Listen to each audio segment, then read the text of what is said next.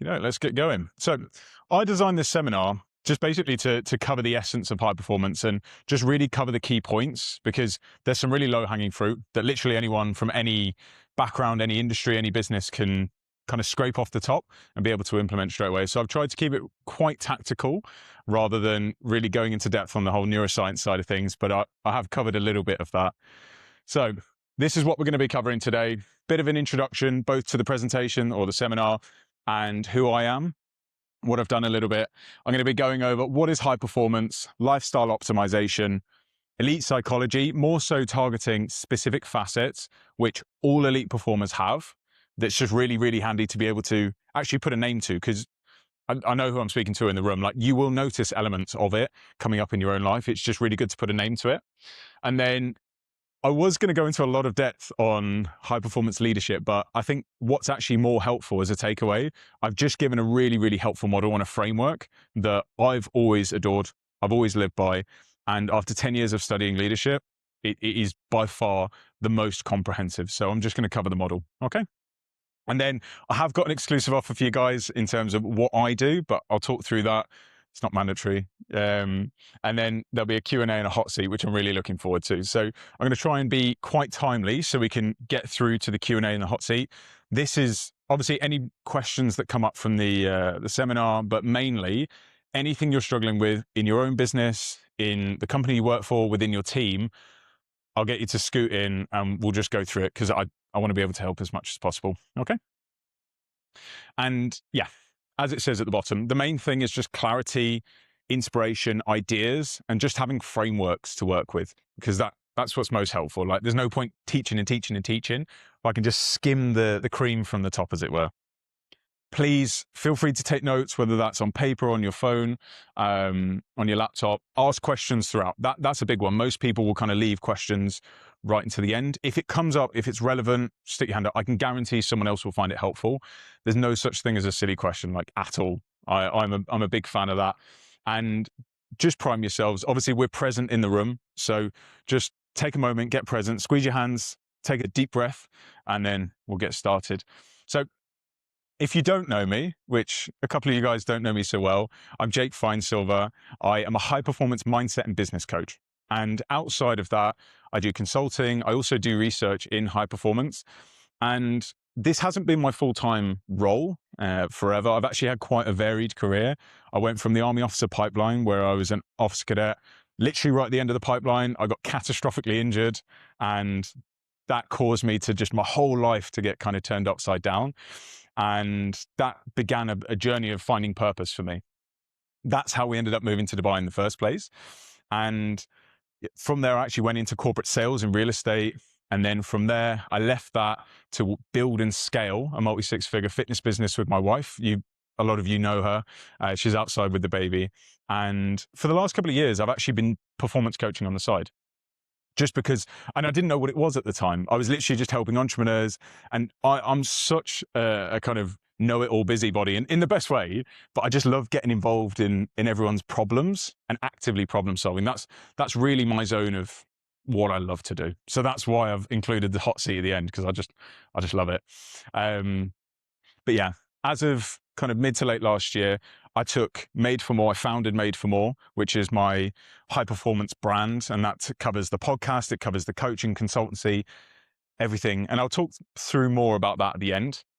But the main thing is, I've been able to gain a lot of competency in a lot of different realms, whether it was competing internationally in sport, whether it was coming to the kind of top of the Army officer pipeline, winning Sword of Honor, things like that. And I've always been able to get really quite close to the top of operating at any level, and then use the skills from that to kind of cross-germinate into other new things. So I use skills from what I learned in sport into the army into real estate, and so on and so on.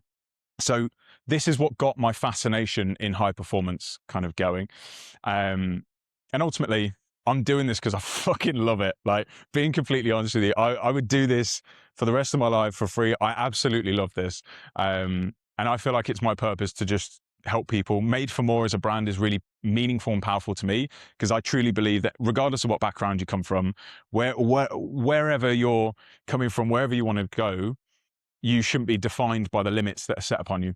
You can literally do anything. Hey, it's all right. I'm still introducing myself. It's all good. In you come, guys. I was just introducing myself. My name's Jake. I'm a high performance mindset and business coach, and the rest of it will kind of gather along the way. But I think something super relevant to talk about today. I've developed my 5Ps model, and this is really the foundation of what I believe about high performance, because you hear it quite a lot. Like, honestly, you hear the term thrown around quite a lot. And it's because it's kind of vague, and that's why I'm going to talk about actually what I consider to be high performance. But this model for me took the kind of purely qualitative, like good, only describable with words, and it turned it into something quantifiable that we can measure, and I created an assessment tool to go along with it, which you guys are going to get to try at the end. Okay. So that was an introduction. And I suppose the magic question is, like, what is high performance? And this is where I want some feedback. Like, has anyone got a definition of high performance that they currently hold or they believe? Yeah. Okay. Yeah. Is there any more? No, there's no right or wrong, by the way. Like, it's a personal definition. But I'll go into specifically what I believe and why. But yeah, just something operating above the average. I think high performance is being one of the elites, top of what they will do. Okay. Yeah, being at the very top of the field. Yes. Yeah. Achieving their goals for that. Okay. Yeah. That feels very on brand, but 100%. And if you look at elite performers across the board, it's never the ones who are, maybe getting the result once and then just gone. Because, like, one hit wonders, as it were.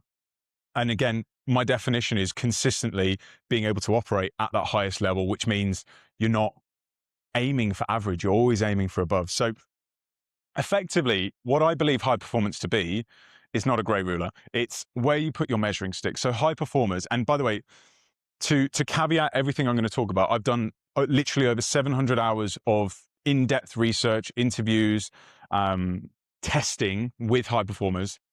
So this is everything, and it's a constantly developing concept, but this is everything I've kind of pulled together from that. So high performance is where you put your measuring stick, whether you are currently in that kind of niche or environment, or whether you're entering it as a current high performer or an aspiring high performer. And if we look at a standard distribution, everyone was right, by the way. When most people enter something, so I'm going to use revenue, or salary earned for the year, because everyone earns money, not everyone runs, etc. So it's a good metaphor. But a lot of people will, when they enter something, go, cool, what is the average? With health is a fantastic one, because doctors will go, cool, what is the average level of this in someone's blood, And when you're aiming for the average, all you're going to be, if you achieve your goal, if you achieve everything, is average. And for me, it's where you put the bar for success, because even if you're aiming to be top 99th percentile, if you fall short of that, it's still likely going to be far, far beyond that average point. And this is why, for me, I define high performance, and again, this is collectively researched, as operating or aspiring to operate within the top 5% and beyond. And you'll notice that when I say the top 5%, it's a continual kind of scale of progression. Once you get to the top 5%, high performers will want to go 1%, 0.1%, and so on and so on. So I've got a demonstration of this in a little bit, but my model for personal progression, this is when I'm working with individuals, with teams, with corporate structures. I like to imagine the progression model of an apartment block. So in an apartment block, you've got a floor, and then the top of your apartment's your ceiling, right? And at every single floor, every single level, as you progress upwards, you go from your floor to your ceiling, and your ceiling is actually someone else's floor, and so on and so on and so on. Like, you've all lived in apartments and stuff, but this could be your trajectory in any given field, or this could be your trajectory in life. And what you have to continually do, and it is impossible to avoid this. It is impossible to avoid your ceilings at any given point. You need to grow to the point where you can surpass your ceiling, and then that becomes your new floor. That's everything that I base progression around, and it is it's really nice as a visual to just imagine going through an apartment block, your previous ceiling becoming your new floor. And there's a quote where the world belongs to those who read. And Rick Holland said this, and I love this quote because I love reading, and I don't know what the word for like someone obsessed with books is, a book file, I don't know. But I just don't think it's correct, because ultimately I have done this myself. I've witnessed people just collecting books and buying books as like a hobby, effectively, but it's what you do with them. So I much prefer my own definition, which is the world belongs to those who dare to strive for more. And there's the SAS, so the Special Air Service, as part of the British Armed Forces. It's a tier 1 special forces group. Their motto is "He who dares wins." And I couldn't agree more with that. And I'm going to talk about the relationship with kind of daring and failure and risk and things like that a bit later. But for me, this is really a quote that represents high performance. And ultimately, you yourselves will know this in the room. High performers have huge ambition, place massive demand on themselves at varying points throughout time, and have a devotion to self-improvement. That is quintessential high performer. And at some point, you're going to go through cycles of this. It's not 24/7 all the time, but it's consistent over decades and over your life. And to give you an example of this, I'm going to talk through this quite quickly because I don't want to spend loads of time on it. But this is a really nice visual representation, and you can kind of personify this, and I'll get you involved. But we have here a standard distribution, bell curve model. Most people will fall into this section, slightly below average, slightly above average. And the markers that I'm going to use are yearly salary in the UK. I think most of us are really familiar with the pound. Everyone earns money, for example. Now, if you were to be the average person, and there's nothing wrong with this, by the way, it's no moral implication, but this is what sets people who are elite performers apart from people that aren't. You would set your bar at earning 37.5K a year. That is the 50th percentile in the UK, at least. I don't know what that is in dirham. In and around the region, I think 200K, something like that. But I mean, who would have that as like a bar for success? Who currently does or would want to earn more than 37.5K a year? Everyone, right? And as you move into that high performance range, so I am a high performer. In this instance, this is where your bar would start. This is where you'd clear the high jump, and this is your entry into the world that you're aspiring to be in. And this is 87.5K. And like the same question, who currently does or aspires to earn more than 87.5K? Like everyone. And I'm not going to keep doing it, but this scales all the way up. Like as soon as high performers get to this level, high performers, by the way, you can be an aspiring high performer starting here. Like it's no indication of your starting point. It's all around your mindset towards progression and where you can end up. And it scales all the way up. It gets quite aggressive actually towards this end, but it does scale all the way up to the point where if your bar for success is constantly being in that top percentile, you'll eventually get to this. And I know for myself, being completely, transparent and honest with you guys, this is absolutely my marker for success over the next couple of decades, and it's just where you put that. But was that a helpful representation of like actually seeing it? Cool. And I love this because high performers do not lower their expectations to meet their performance. They work tirelessly to raise their performance to meet their expectations. I think that perfectly surmises everything we've just been talking about, because it's true. When you start at something, you're going to be shit. Or at least if you're lucky, you'll be okay at it. But why should you lower your standards to meet that when you can just have the humility to understand that I am going to grow, I need to get better, I get to do that, and eventually be great, and you will raise to the level of your standards. So this bit, I think, is the really tactical, useful part. So I'll draw your attention back to my model. This is what it looks like when you do the assessment. You'll get a chance to do that afterwards. And I literally invented this. So I saw all these different high performance assessments. It spanned across, largely training and fitness, largely finance, the examples that I've used handily. But I think you can be a top 5 percentile or a top 1% in anything. Could literally be anything, as long as that is aligned with you. Is your purpose. It's what you enjoy, and you're a high performer or an aspiring high performer if you just want to be the best at something and you expect that for yourself. So I've broken high performance down into 5 pillars. And this will link to everything else I'm going to talk about, because all of these are like the buckets of your life. Every part of your life will fall into one of these buckets, and improving one of them, and specifically with the assessment, understanding which is your weakest will allow you to strengthen it to then build higher. Like, again, it's like the foundations of everything. So the physical pillar, I consider this the physical body. Your physical health is what will carry you through the rest of everything else. It doesn't matter if you become a billionaire at 22, if your health is in the bin and you're going to die at 30, it's fucking pointless. Like, and ultimately, as everyone knows now, your health is your wealth. You'd rather be perfectly healthy at 90 with no money than, struggling your entire life. And these are some of the components that are assessed. I'm not going to go through them all because you're going to get a chance to have a look. But the next pillar is your professional. It's just what you do, like what you apply yourself, what you have as your purpose, where you manifest your impact into the world. The third pillar is your psychological. So I like to think of this as the software within the hardware. I commonly say we're operating 2026 software on 10,000-year-old hardware. So that comes into the whole psychological part of the conversation later. But it's who you show up as. If you do work on yourself, you show up as a different person. People start to say, you seem different. And that is such a compliment, depending on who it's from. And then the fourth and fifth pillar, I just clicked it twice. Your philosophical. This one is a little bit abstract. And I think a couple of people in this room have done the assessment.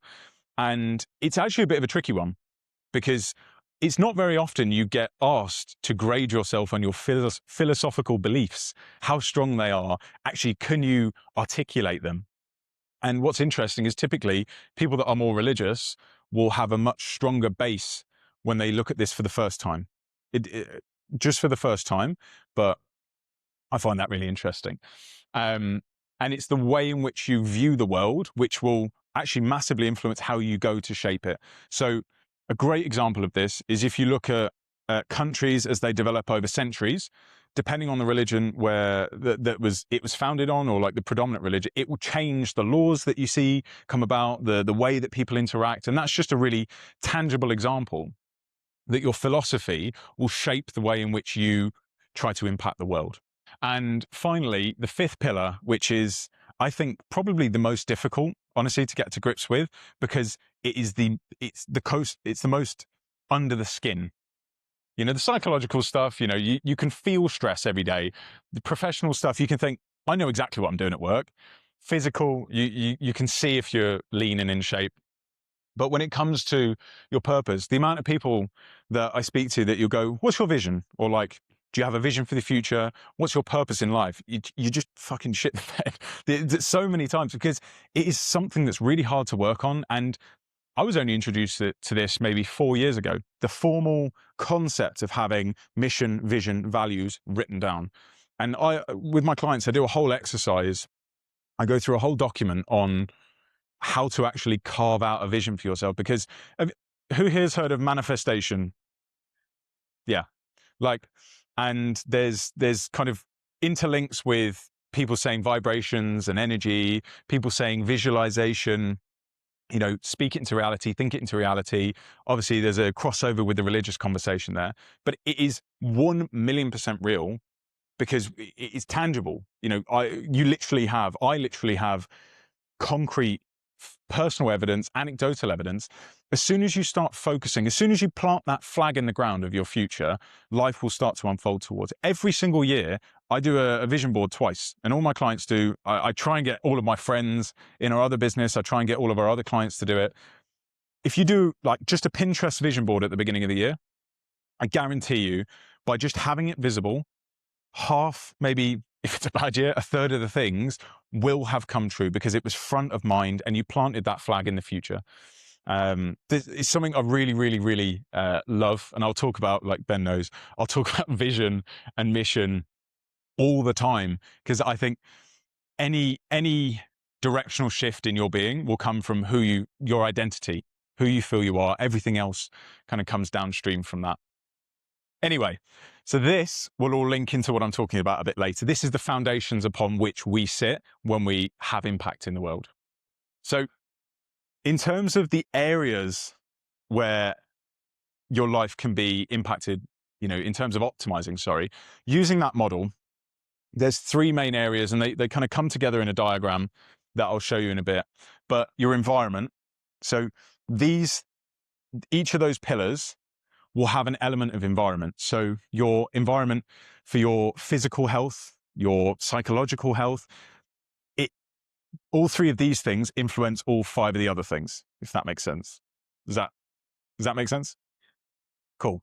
So your environment, if our environment is a reflection of our mental state, then for me, it goes to reason. We can adapt our environment to affect change in our mental state as well. So it's a give and a take. You will have noticed this. If you tidy up your desk, if you clean your room, if you make your bed, that kind of thing, then it has a physical effect on you. You become more productive. If you're sat in an office which is just shit everywhere, rubbish everywhere, it stinks, you literally are not as capable at operating, are you? So our environment is incredibly important, and it's our job to be able to design and architect that environment. And it's also something that you constantly realign. Like I have updated and upgraded my office probably 4 times since we moved into it a couple of years ago, and I'm about to do it again because your environment needs to change with you. You're constantly changing every single day, and as you stretch that out over months, we change a lot, and that's good. You're fast-growing, high-performing people. And the way I like to think about it, so your environment, this is a physical constraint that you've placed on yourself. It's like trying to run 100 meters with a parachute on your back. If your environment is holding you back, it's creating friction. A really good example is if you're wanting to work on your sleep hygiene and your phone gets charged right next to your bed, your environment is set up to make it really difficult to not look at your phone, to not think about your phone. Whereas if you charge your phone downstairs in your office, or in your office or another room in the house, really far away out of the nice, warm, cozy bed, it's actually introducing friction to reinforce a bad habit. So a really, really good tangible example there. And the other lifestyle factor, I actually think probably the more important one, is time. Because every single one of us is operating with a terrifyingly finite amount of time. And we don't know how long it's going to be. We don't know how long stuff's going to take. And we're just kind of hoping that it keeps going until we get most of the stuff that we want to get done. But the reason it's so important to focus on as a lifestyle constraint is because time is physically the only resource we will never, ever, ever have any chance of refunding. And I think that just reading that for the first time for me made a huge physical impact on me, and it's entirely true. Money comes and goes. People have made billions, they've lost billions, they've made it again, and we've invented it. It's a concept, it's not essential for our happiness. But time only goes one way. So we need to be really, really precious with it, And I think a really good example of this is, has anyone read the book by Oliver Burkeman, 4,000 Weeks? Okay. It's a fantastic book talking about how effectively we have finite time on Earth. And I like to think of, if you had a chest of gold and you were born with it, your parents gave it to you, that'd be fucking sick, wouldn't it? But your parents give it to you when you were born, and it's got 4,000 grains, 1 gram grains of gold.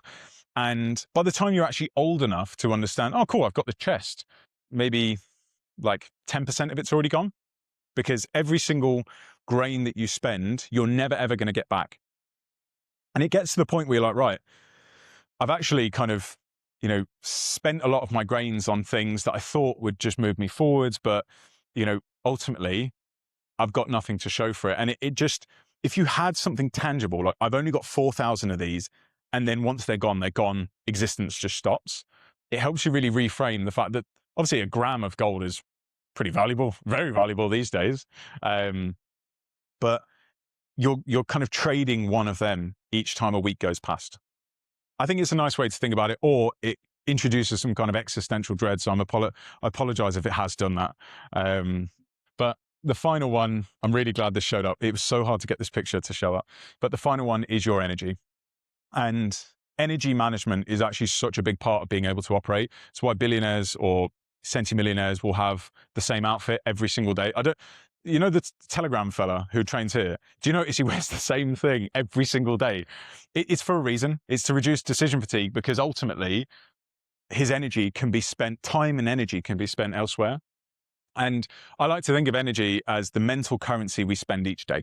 So, you know, gold is a bit more of an existential currency in this example, but every day you wake up, you feel it. You wake up with a finite amount of like oomph you can give to life. Sometimes you got to overstretch yourself and then you fuck the next day. But ultimately, you've heard you wake up with a finite amount of willpower, right? And if you use it all up in the morning, you'll struggle later in the day. It's a fat loss thing that everyone's into fitness here. So the good thing is we're more like hybrid cars. And the great thing is our energy is trainable and it's influenced by the other pillars. So if your physical health is top end, you get a greater reserve, you get a greater battery for the day. Philosophically, purpose-wise, if you're more aligned, your battery is starting at a higher level, like say at 110 or 115%. And the reason I say we're like a hybrid car is I thought of this example because when I was in Italy last year, we rented a Jeep Avenger, which are really fun, by the way. But every time you went downhill in the mountains, it has a kinetic battery. So it was recharging the batteries. So if you were only driving downhill, hypothetically, you could drive forever. And if you were driving uphill, it was a more demanding task, so the battery went quicker. And this is exactly the way that I think about tasks. There's tasks in your day. Speaking to the accountant, massively draining. It takes more from your cup than it gives. Having a one-to-one session with a client where you get a massive breakthrough, they're fucking crushing it, you know, you're fulfilling your purpose, actually it's probably going to give you more energy than it takes. And this is the way I like to think of these things. So having front of mind consciousness of your environment, how that impacts your ability to do things, the friction that it is introducing or removing from your life. Scheduling, being really cautious and careful and intentional with your time. Intentional is the big word there. If you're going to do anything, do it intentionally. You know, otherwise, what's the point? You're just kind of floating. And being very conscious of high versus low time sinks, energy sinks. Sorry. Again, optimizing for low energy sinks or things that give you energy back, but ultimately, you're going to have to speak to the accountant at some point. You're going to have to process a refund or, you know, deal with some problems at some point. But that's good. It's training the muscle. So it all kind of comes together like this. Perhaps I should have had this up the whole time, but it's all interactive. And please remember, this diagram exists within each of the pillars. So as a really great example, because we're in the gym, your physical pillar, your environment for your physical health is massively important. If you're in a house full of smokers, it's going to be harder not to smoke, or it's not going to be great for you. Your time that you allocate towards training, if you have a coach and you're efficient with it and you're informed, you're just going to get in, bang your training out and go. If you're just kind of wandering around or you don't allocate enough time for your health, it's going to suffer. And energy. Like energy management with training, especially when you start going towards the top end as a high performer, massively important, massively. Anyone that's had to do or gotten into double training days, like you find out very quickly the hard way that if you've not got it right. So does this all make sense, by the way? I know I've just talked at you guys for a long time, but these are really, really important fundamentals for me. And I think it's interesting to be able to kind of segment life in this way and kind of view it orthogonally. Is there any questions thus far? There doesn't have to be. Okay. Are we all still good?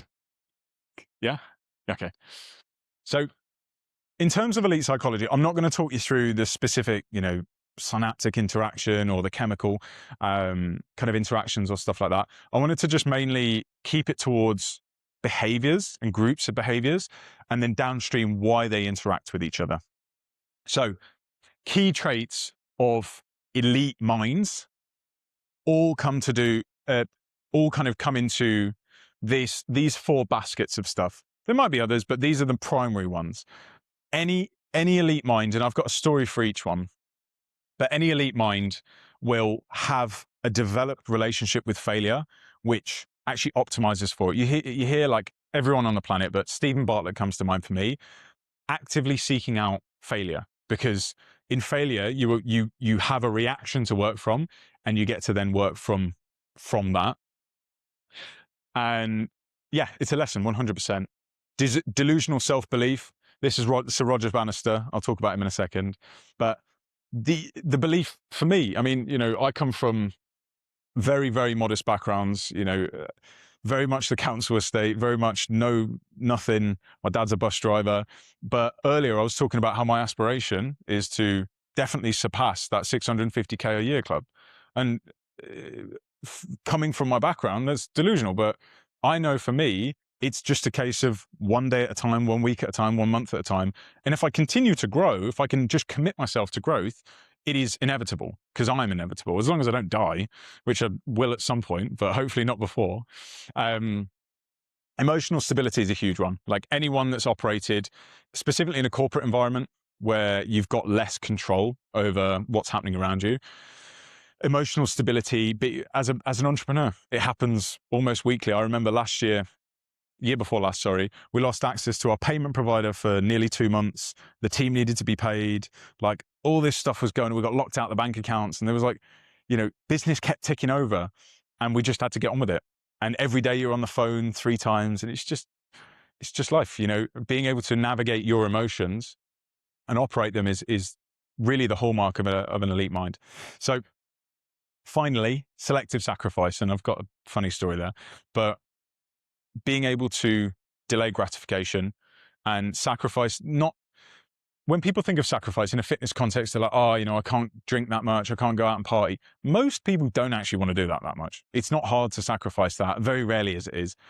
It's more so the mundane things. I think genuine success requires you to sacrifice things that you don't want to. And for me, it's really silly. Like I have sporadic, sprawling hobbies and interests that I feel compelled to explore. But because of the phase of life I'm in, I need to prioritize my energy, my time, my environment to optimize for things that are actually going to get me the return now. So in the future, when I have more time, money, and freedom, I can then actually engage. I've got a list on my phone of random fucking side quests that I want to start going on, you know, once I hit a certain threshold.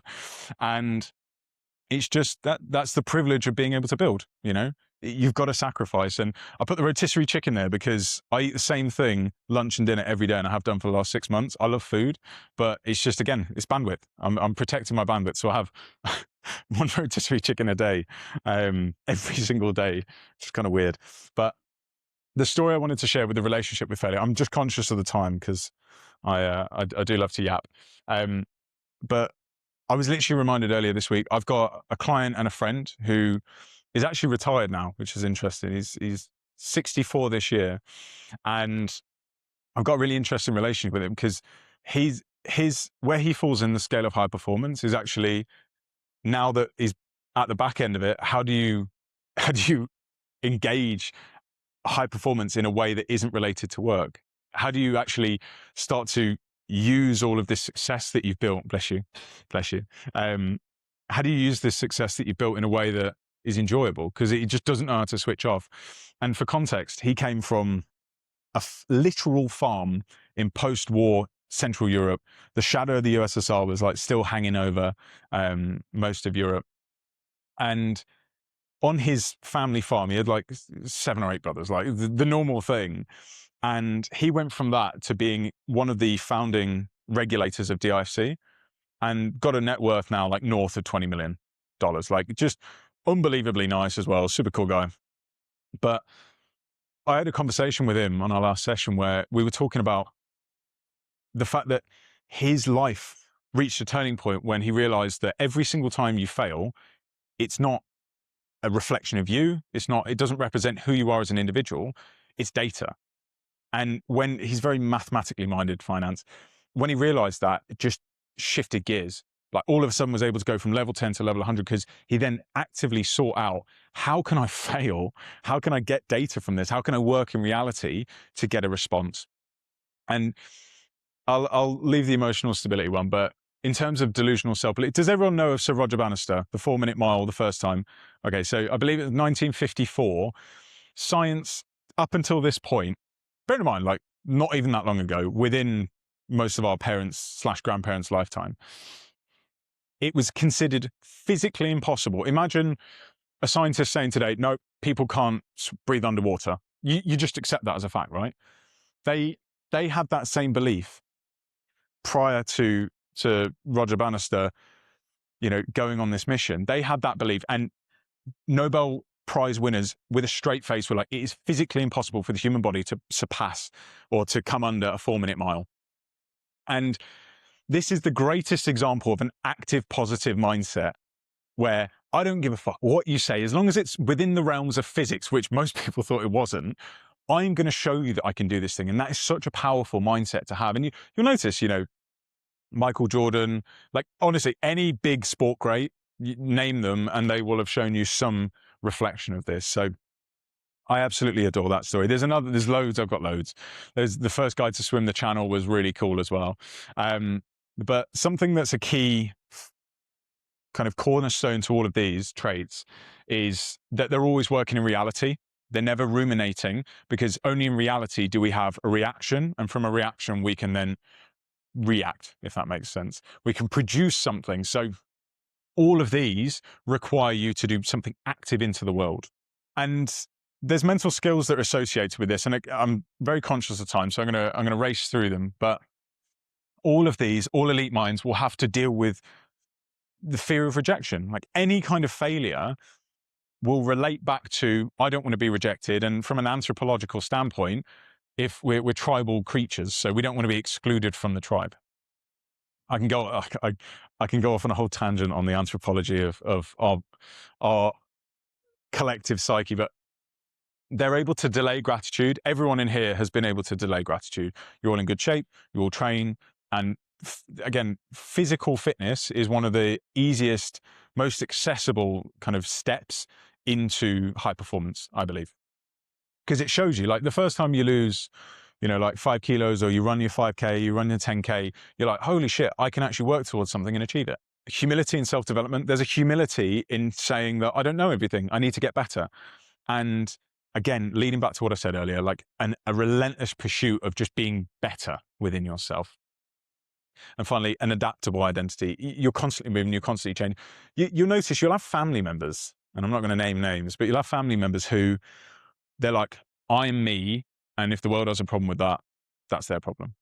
And they'll stay exactly the same as they are. If anything, they probably sour as they get a bit older. But it's really tough to interact with these people when you're moving at speed, when you are like, I'm a completely fucking different person than I was even a year ago, and I know. And the speed at which you can move and grow and adapt your identity, and therefore from the identity, everything else stems forward, is an indication of how quickly you will achieve the things. Because there's a caterpillar movement, and you hear Chris Will talk about the lonely chapter. It's because your identity has moved, but the results haven't yet caught up. And then all of a sudden it's like, phew, they catch up, and then you're like, oh fuck, I am who I say I am. And then you do it again, and you do it again. And it's getting used to that process. Now, I was going to go into some more of the tools and the psychology aspect. I think in terms of the interest of time and your interest personally, we can gloss over that a little bit.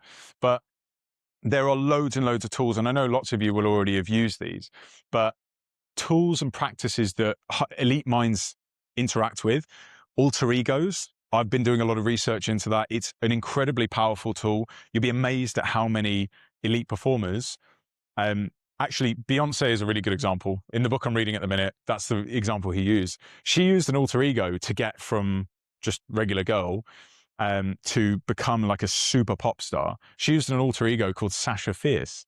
And literally, she called herself Sasha. She inhabited someone else so that she could offload all that fear of judgment, all that fear of rejection. She was like, oh, well, if I get rejected, if I fail, or if I get rejected, if people hate me, it's all right. They hate Sasha, not me. And then eventually, as time goes on, you have to reconcile the two and merge them, or just inhabit one persona. But you see that a lot with musicians. So, yes. Yeah, and it's actually what's interesting. You see it a lot with people that have had quite traumatic pasts, because it's a form of escapism. It's really, really interesting. The whole damaged mind or like traumatic past, and how that influences performance is really interesting as well. But again, for another day. Breath work, meditation, we've all heard of that. Visualization, journaling, scripting. So scripting is kind of like journaling, but you are yourself in 12 months' time or 2 years' time. You're like journaling as if it's you. There's loads and loads of practices. And very, very briefly, what's happening neurologically with these people is kind of the opposite of overwhelm. So we're constantly receiving input. At the minute, you're receiving the input of me talking to you. It doesn't feel dangerous, I hope, because it's pretty mundane. We're in a safe, quiet environment. But our brain is a predicting machine. So it's constantly looking for danger and basically trying to sift through, is this going to kill us? Is this not? And because we don't, most of us, thankfully, don't exist in an environment with physical danger anymore, the vast majority of the time, the sensitivity is still there, but now the inputs, it just kind of sways the inputs. Our brain is constantly scanning at the same rate, but what's classified as like a threat or a trigger is just the bar for that is massively lowered. It's why you see anyone that's been in the armed forces has a really high tolerance for just shit going wrong and pressure, and entrepreneurs as well. You're so used to just shoveling the shit that you're able to just get on with daily life. You see it with top end CEOs. They're just not fazed by anything. They're just completely deadpan about everything. Anyway, so elite minds get really good at managing the amygdala. So this kind of stress response coming in, and that allows them to more so inhabit the prefrontal cortex, and that's your logical brain, as opposed to your default mode network, which is your emotional brain, your autobiographical. It's like telling story. You know, when you hear information, your brain processes it, and then you decide if that becomes a part of the story or whether it goes into the cool, if this, then that kind of logic flowchart mode.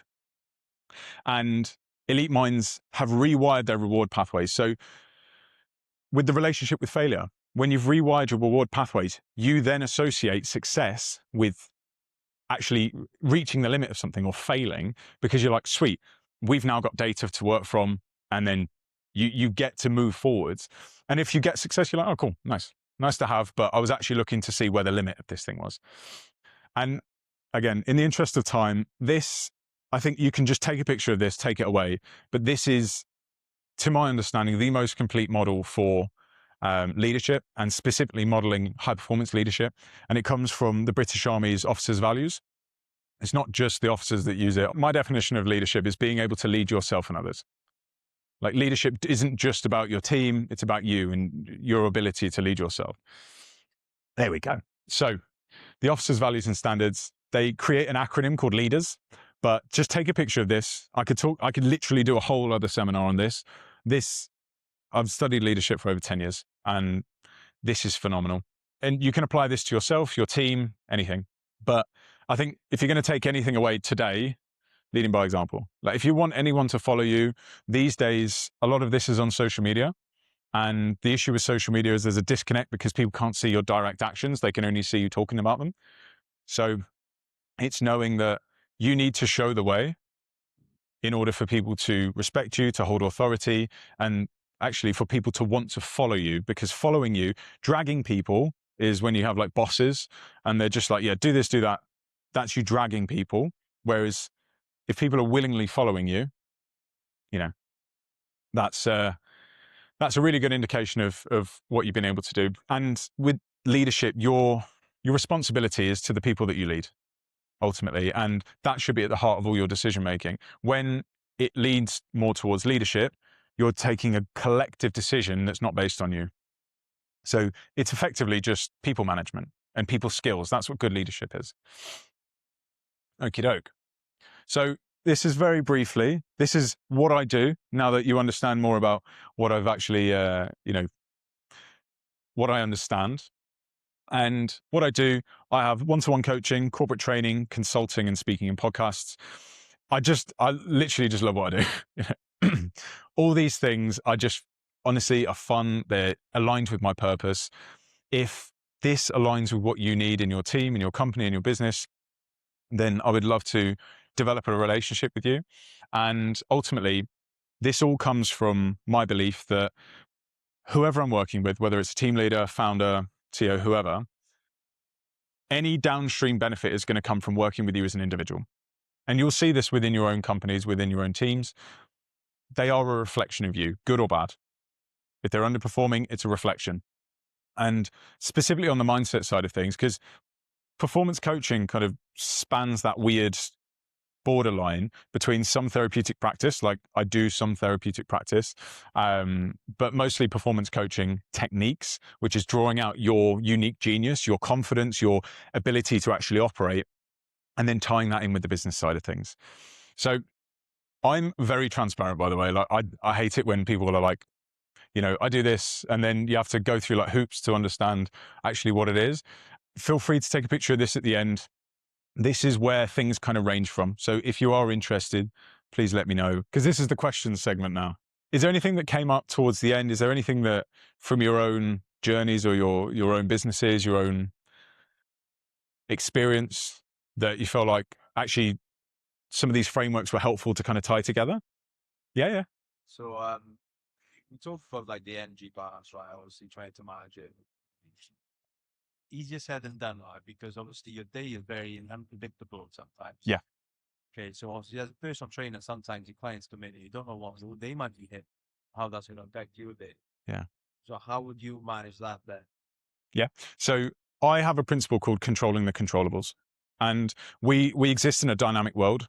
And like anyone that I've worked with, like anyone that's, I've had sessions with, I'm really quite frustrated in saying controlling the controllables all the time. I've got it written on my wall because ultimately, like as I mentioned earlier, emotional stability is a huge, huge part of being a high performer, having an elite mind. And there's a give and a take. So a great example, I think probably an example is the better one. I have quite a rigid structure that I lay as a template over my week. So I've showed Ben, I've showed Serena. My calendar looks a little bit kind of crazy in that sense. Everything is blocked out. I've not got individual tasks all written down, but everything is blocked. So whenever I exist within a time frame, I'm like, this is what I'm doing, nothing else. And that allows me to operate. But as things come up, like, we've got a 7.5-month-old baby. So last night at 2 a.m., she was just fucking screaming the house down. And I just went upstairs, looked after her, like made sure she was all right. And she ended up sleeping, next to me. And my sleep last night was tanked. I got up, later this morning than I would have liked.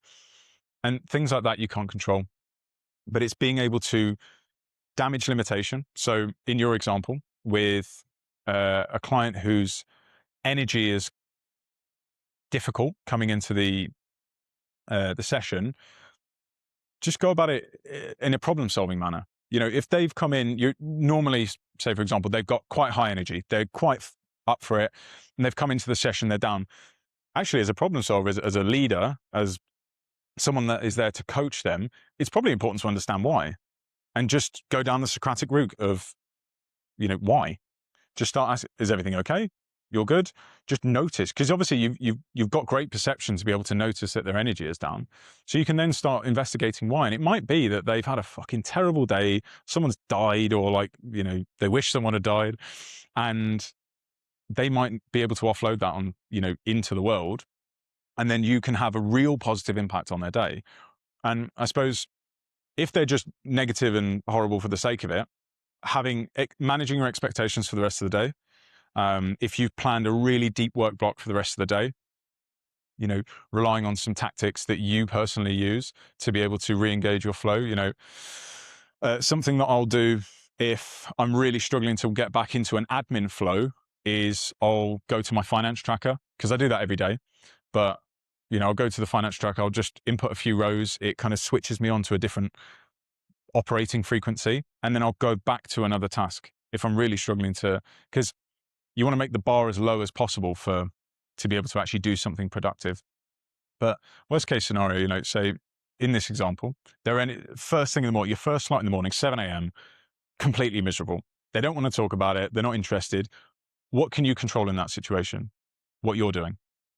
So you can control the controllables there. You can just actually go out of your way to deliver a fucking sick session that, you are showing up for them. So in the back of your mind, you can be like, listen, I've done everything I could. I've tried to make an impact, a positive difference in their day. And then you can go about the rest of your day, monitor your energy. You feel it in the back of your, brain. if you come in to do the work block and you're like, I literally want to die, then you can start to work with what you've got there. But I think it's, To answer the question, yeah. with like emotional stability being part of Mhm. the slideshow there, could you argue that like if someone did come in and they, were done, if you have really good emotional stability, you would just not let that body? I think Is that part of? so. There's two different things going on. So like people have different thresholds for emotional variance. Like I personally, this isn't a flex really. Like I'm not a particularly emotional person, so I've got a very, very high tolerance. Whether someone is crying or whether they're like super, super excited, I can absorb that quite well. So first off, knowing yourself. If you are someone who is highly empathetic, typically that's the trait associated with the reflecting and mirroring emotions. My mum, for example, is highly, highly empathetic. You say something and it will ruin the rest of her day because she's just ruminating on that. But understanding where your baseline is, your tolerance, and then going forwards from that, yes, emotional stability is really important for being able to protect your energy, your time, your flow for the rest of the day. But I would argue that emotional intelligence is what's going to be able to help you go to work on that individual. But what I don't want you to be is an island, like a fortified island away from other people's feelings and thoughts. Because ultimately, if you're in a position as a leader, people are silently begging to be led forwards. And I would argue that the heart of a high performer is as a problem solver, because you're literally reverse engineering. I want to get to the 95th percentile, and you're working your way back to where you are and understanding how you can bridge the gap. So taking a problem solver mindset to it.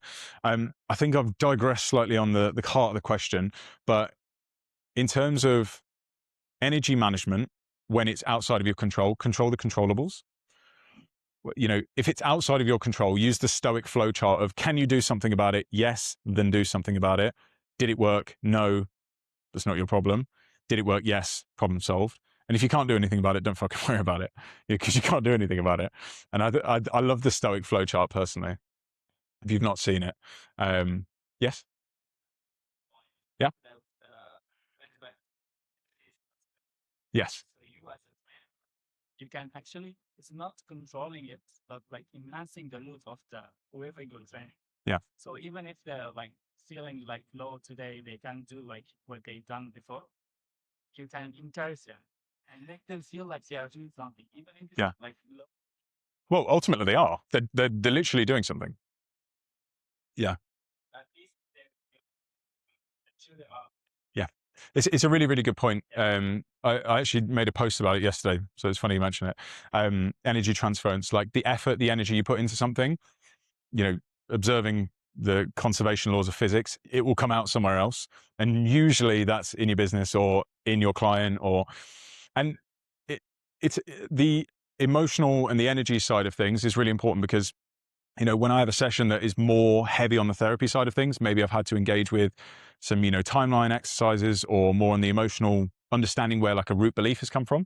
It can be a heavier session, and it's how that you process that, put it to the side, and then are able to continue with the rest of your day. Did that actually answer your question? Was it? Yeah, it was more for me about the sort of knock-on effect that it has. Okay. Obviously, like if I, like same with you, if I have a session, it's like you said with that with you, let's say, well, it takes a lot more energy for me. Yes. Then it pulls me away then from like the rest of my day. Let's say that I plan to do a huge work block, but then if I don't have too much energy to do so, then I start feeling guilty for not doing something. Yeah. Okay. Because my energy is drained from 100%. like it's almost like subconscious. I don't know that I've been drained of my session clients until maybe later on in the day when I'm like, right now I've got a work block. I can't be asked. Yeah. You know what I mean? Yeah. So it's you're getting right to the heart of the question, which is that a lot of this is really difficult and intangible. So then becomes the personal awareness piece, where you need to understand what your markers for having low energy are. For me, like I know that my attention will just start to kind of get fuzzy, and I'll start to look for anything else other than the task if I'm kind of depleted. And then that gives me a trigger to either go for a walk. Going for a walk's a really positive, active tool. But also, like I said, using those hook tasks. You're aware of habit loops, right? So you can engage that kind of habitual loop with something that's productive and positive as a practical measure. So for me, it's the finance tracker, or, if I've already done that, I've got a couple of other things that I can do. The barrier to entry with that stuff is so low that it's embarrassing if I don't do it. And that's a really important thing about having baselines within your day. Anyway, I digress. So understanding what low energy looks like for you. And then I would say just take a moment, maybe something that's going to disrupt your flow. So a moment of presence. You can use breath work. You can use like hand squeeze. There's loads of practical techniques, but you want to just be able to ground yourself in that moment. Some people, I have a little stone that I use, but again, I'm like probably a lot more autistic than a lot of you. And that helps me like kind of ground myself and not get carried away with just what's happening in the day, and then take stock. And then you can make an assessment from there, because you know yourself better than anyone. And ultimately, if you've got stuff to do for the day and you need to be proactive in actually managing that, like if you have a meeting that runs over, say it ran over for an hour, you've got a finite amount of time in the day. If you don't have buffers that exist, you need to then reprioritize other stuff. And it's just controlling the controllables and going, you know what? I had X, Y, and Z to do today, and I'm physically not going to have enough time to do that. What is urgent? What do I need to do? Prioritize that first. You have a sense of urgency then. And then anything else, you can kind of go through do you know what an Eisenhower matrix is? Eisenhower matrix, where you've got urgent, not urgent, important, not important. So things that need to be done right now and are really critical, all the way to things that don't need to be done now, aren't important. And those things you just typically, you bin off. I was really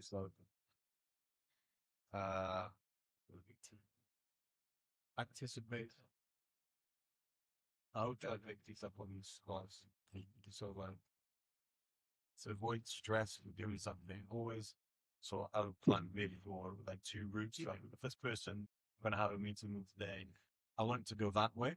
I'm gonna anticipate it's gonna go that way. So if it does happen that way you don't want it to go, or with a meeting or with whatever, you're not taken back by it, you're not stressed out to the way you need it to go. You just anticipate, don't try to make things up on the spot. Even like with this place, things always go wrong. Three things go wrong. Contingencies. When 2 things go wrong, but that's all right, it's good though. You think everything's going to go perfectly with the line, and it stresses you out and throws you out and trying to correct. So, Especially if you schedule your days. yeah. Then it's not, and if you blame yourself, but in reality, it's how we react to those things. It's like hold yourself to high standards. There are 5 things to do today, but I only get 3 things done. There's 2 factors I've not controlled. Like I'm not gonna see by get this lots about it. Just That's how I Yeah. to that. Yeah, having contingencies. Moves and emotions.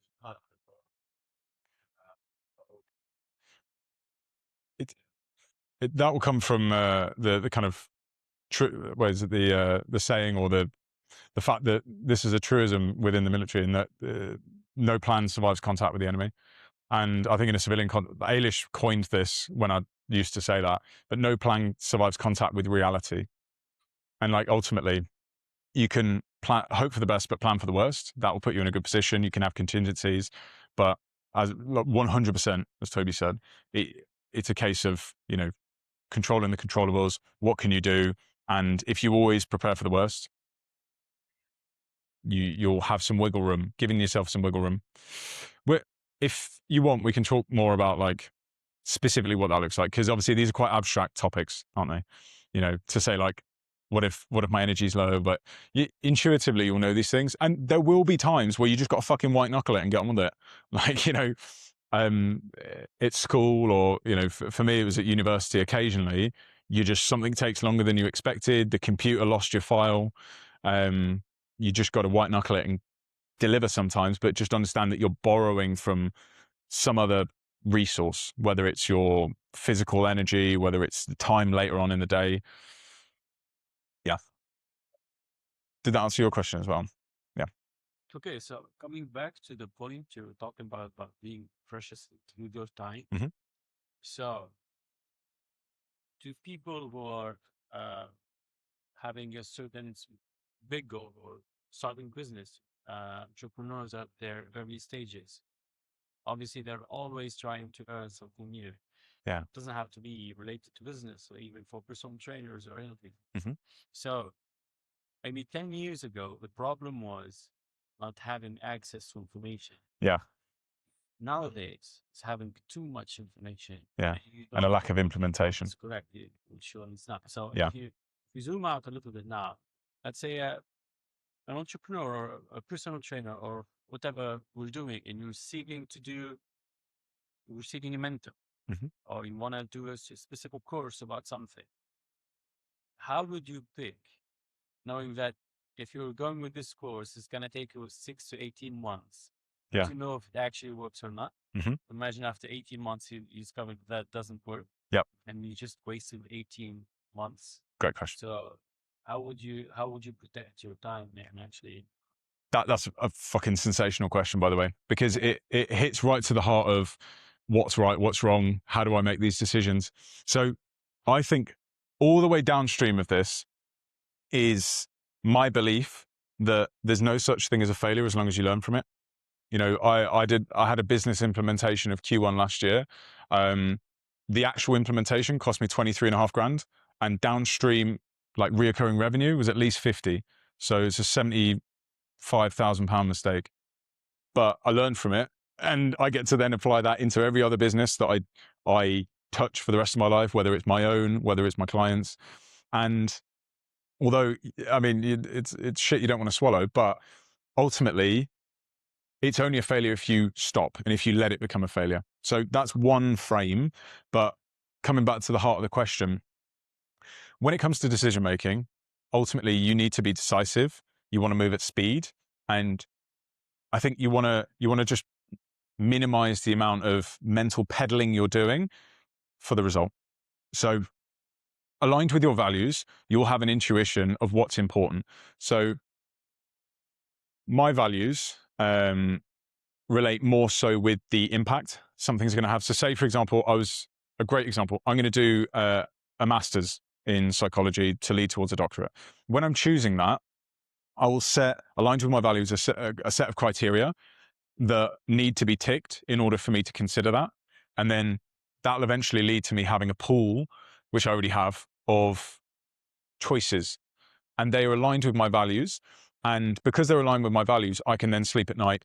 And ultimately, downstream, if they don't turn out the way that I would like, then I then have to make the best of that situation. But all of this needs to come back to, aligned with your values, what are the non-negotiables? What are the nice to haves? What are the, I don't really care, but it's cool, you know? So the process must align with the values. So 100%. regardless of the results, The- you still happy with the experience. Yeah, the only time you're ever going to regret, and like I think we need to optimize away from regretting, because that's solely dumping your time, energy, emotional in the past where you can't fucking do anything about it, and it's so that's like a black hole of your energy. We want to be very forward facing in life. We want to be constantly, whatever happens, you can only use that to live life going forwards. And as long as it's aligned with your values, even if it turns out to be catastrophic, like you could argue the implementation for Q1 last year was catastrophic. I mean, it wasn't, but it was just really expensive, and I would have rather it not be really expensive. But ultimately, I've decided to take that as a lesson and then apply it forwards. Who knows? Well, I know for a fact that will save my businesses and my clients' businesses going forwards millions of dollars, because I learned the hard way. So they didn't have to, and I don't have to again. And the biggest crime is if you don't learn from your lessons. I mean, you know what they say about those who don't learn from history are just destined to repeat it. And that's the same with your own personal history as well. So aligned with your values, that way you can at least tick the box to say, you know what, I can own this decision. How did I create this problem? That's a really another powerful frame as well. How did I create this problem? Even if it's not your fault. In business, the amount of times we've had staff or admin just, it shit happens. Like, people do stuff and it's wrong sometimes, and then it will cost you money. Money's a really good example here. But downstream of that, how did I create this problem? Well, with your staff, it was likely an issue with training, or downstream from that, if your training was adequate, it was likely an issue with culture.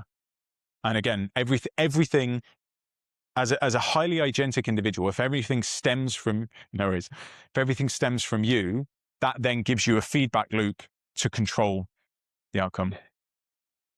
Let's say that in terms of that. Yep. Independently from money. Yep. Let's say I'm in a company Mhm. where I want to drive the sales up. Yep. Okay.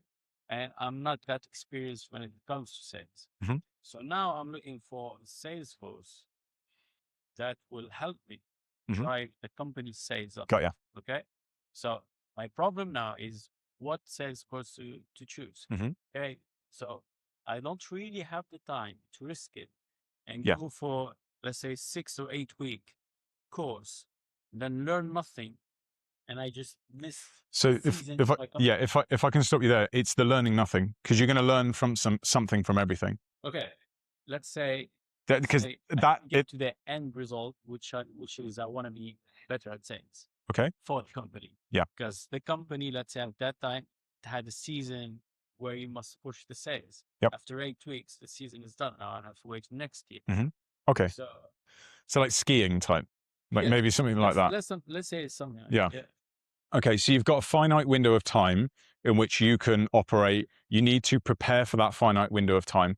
My argument would be, regardless of what you decided, if it was along the vein of what you were wanting to explore. So say, for example,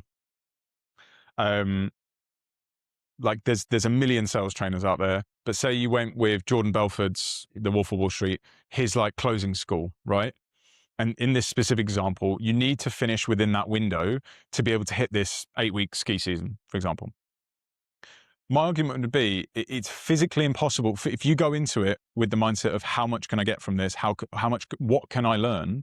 The worst case that would happen is that you already know what the course teaches, and it reinforces that you already know what to do, because as long as it's along the right, I mean, if you went to, if you signed up for a nursing course, obviously it's going to fucking be useless for your sales.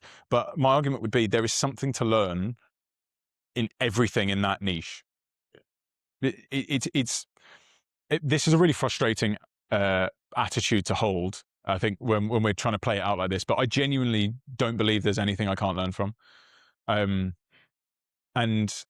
I think that if it's along the same vein, i.e. like it's a sales course, you're going to learn something. I think where the issue would be, and perhaps this is actually what you mean, is if it's a tactic that was completely incorrect for the application. Is that right? So for what you're trying to do, say it was, it's really tough because sales applies to everything, but say it was sales focused towards selling baked goods, and you're selling ski packages, for example. I would argue that in this example with sales as the primary focus, it's impossible not to learn something. You can just have something that's more useful or less useful. But the foundation of the principle that we're speaking on, sales, it's all completely the same across the board. This is one of the reasons that, for example, I'm able to consult, like I've got so many different businesses that I consult on, like product-based businesses. I've got physical location, bricks and mortar businesses, lots of online different businesses. Like it's so varied because the principles are all the same. You've got buckets of problems and challenges that businesses have: acquisition, sales, delivery. Like everything falls into those. How do people find out about our stuff? How do they buy our stuff? How do we give them the stuff? And the stuff could be an online course. It could be an in-person session. It could be a piece of bread. Could be a sales course, but ultimately it will all fall into those buckets. And if I were to give you physical advice for learning more about sales, actually, to be more helpful, to go through the process of decision making, start with your values. What is important to you? So if honesty, transparency, and integrity are very important to you, then if you choose a trainer who embodies those things and does something related to sales, you can't go far wrong. They might not be that useful, but you can definitely learn from it. And the decision-making framework around that would just be try to optimize for something that seems like the exact outcome you're looking for. I.e., I help, just simple searches, referrals from people that have already done stuff, using a little bit of, what's the word? Forethought or like thinking about things a little bit asymmetrically, looking for someone that I help you learn how to sail ski passes for the ski season and can increase your conversion by 100%, something like that. I don't know. You can be really specific these days. I don't know if that helps because we've gone off on quite a tangent, but the core fundamental teaching here is it's physically impossible. I'll use this in my context. It's physically impossible for me to fail because I'm going to learn from it. And I'll learn whatever, regardless of whether it was terrible, whether it was fantastic, I will then use that teaching going forwards. Win or learn. Yeah, win or learn, effectively. And as long as you've done your due diligence and making sure that it's, sales course, not nursing, you won't go far wrong. And plus, there's so many free resources out there these days. But reach out to your network, use your critical thinking skills, like you specifically, because I know you, whatever you choose, as long as it's aligned with your values, you'll be fucking sweet, man. Like, you don't need to worry about it at all. Is there any more question? Yes? Additional to this, even if Yeah. So what if I still, for example, I apply for something or I try to do something. Yeah.